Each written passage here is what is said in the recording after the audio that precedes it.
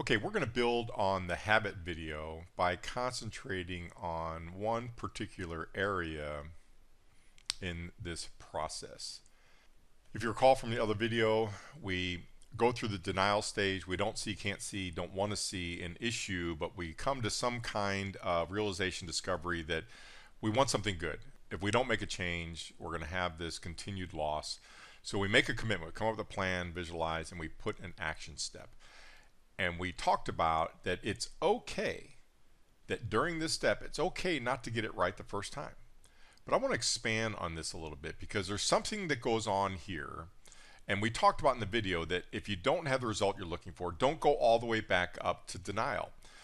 Recommit by concentrating on the habit discovery component, adjust your action plan, and try again.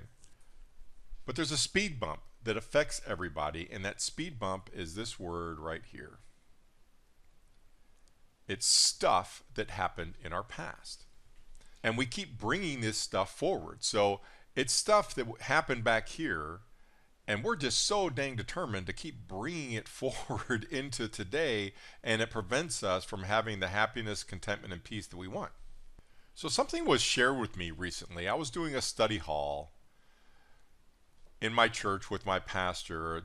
Our pastor's name is Mark Evans. He is a tremendous communicator, and he's going through a series called IQ versus EQ. He's focusing on the emotional quotient. Everybody knows about intelligent quotient. He's focused on the emotional quotient, and in fact, it's so insightful that I'm going to provide the link that you can see his entire series. And the great thing about Mark, not only is he entertaining, but he has this philosophy of YBH. Yes, I see something in the Bible, something in Scripture I agree with. Yes, I agree with that. But how do I apply it to my life? And so not only is he a good communicator, but he has PDF downloads and he has fill in the blank, so forth. It's really easy to engage and see change in your life. And he was going through this series of what mentally strong people avoid. And just quickly for context, it's wasting time feeling sorry for themselves, giving away their power, shying away from change, wasting energy on things they can't control, worrying about pleasing others, and fearing taking calculated risks. But in this first one, he talked about time. And he said something very profound, and it was very simple. And it's something that we've heard all of our lives, and it's wrong. And to show you how pervasive it is, I'm going to go to a search engine and I'm going to see what pops up when I start typing this in. So watch what happens when I start typing the word time and then a second word. So here's the first letter, and then here's the second. Time heals all wounds. And you know what? That's simply not true. Time is a system of measurement. There's nothing inside of time that actually heals anything. And so Mark goes through some different steps about this, but so when I heard this, I thought of an analogy that I wanted to share, because in order to move forward, we actually have to dump off, forget a bunch of stuff in the past, and that's part of the strategy. So I'm actually going to use a sports analogy about tennis. And tennis is one of the most difficult sports to play professionally because you're out there all by yourself. You cannot be coached. And I played a pretty high level of tennis in college, so I know of what I speak. And in between points, you have 20 seconds. That's it. Every other sport, you can go to the sidelines. You know, now they have video and they have photos, and you're with your other coaches and clipboards, and you're able to do a bunch of stuff. You're able to strategize, you're able to share this, and the thing you have is a bunch of time to go over this stuff. Tennis, you got 20 seconds. That's it. And you've got to calculate and catalog everything going on and make those adjustments. And again, you have to do it on your own. You cannot be coached. So in the middle 2000s, I was fortunate to help a buddy of mine out that was coaching some nationally ranked juniors. And there was a movement in the tennis industry concerning this mental challenge. And Maria Sharapova was one of the first professionals to adopt it. So let's take a look at some video that I put together and analyze and see if there's something we can pick up that is applicable to this whole notion of habit change and managing this notion of time healing.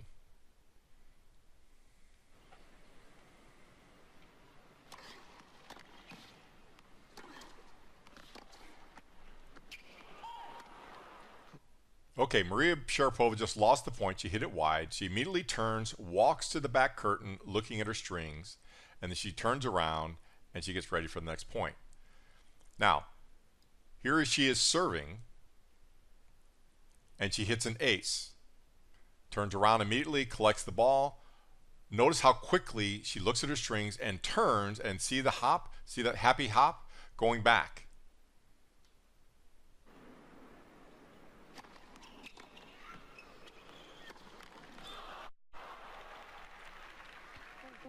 She dumps it in the net, looks at the strings, and turns around.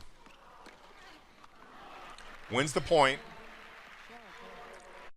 You'll see her looking at the strings. So let's really break this down. So what she's doing in this 20 seconds and what she was trained to do is she asks herself a question. What happened? She served it out wide and got a weak return. Okay? She's got to remember that. One of the earlier points we looked at, she served and her opponent hit it deep to her feet and she dumped it in the net. So if she's going to hit that particular serve again and her opponent jumps on it, she has to be prepared, maybe take a step back because she knows her opponent's going to drive it deep into her. You got to keep track of all this stuff. So the point is, in these 20 seconds, she asks herself what happened and being completely objective about it, good or bad. After she answers that question in her head, then she says, what are you going to do now? And this is very clear and linear. I'm going to serve it out wide. I'm going to approach to her forehand. I'm actually going to draw her in the net. It's very specific. What am I going to do now? And as soon as she answers that question in her head, she immediately turns and she gets into the point. But notice, out of all of this, the purpose of what happened and what am I going to do now, it completely eliminates any opportunity to what? To dwell on the past. Why? Because you know what? She can't change the past. There's nothing she can do to get that point back. So she's got to leave it behind. She's got to catalog it. Okay, what happened? But she can't change it, so why dwell on it?